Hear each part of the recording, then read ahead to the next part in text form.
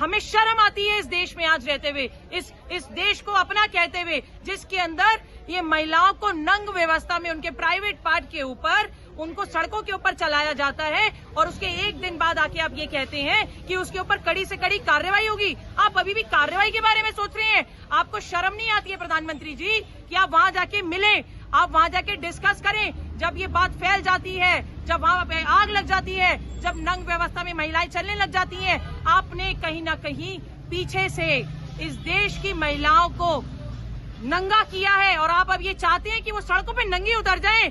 मैं आपको ये कहना चाहती हूँ कि इस देश की महिला अपने कपड़े नहीं उतारेगी, आपको इस गद्दी से उतारेगी। इस देश की महिला, फिर मैं कहूंगी, इस देश की महिला की जो दो महिलाओं के आज कपड़े उतार के अपने सड़कों पे चलाया है, हम उसका बदला आपसे लेकर रहेंगे और हम किसी भी और महिला के साथ ये होने नहीं देंगे।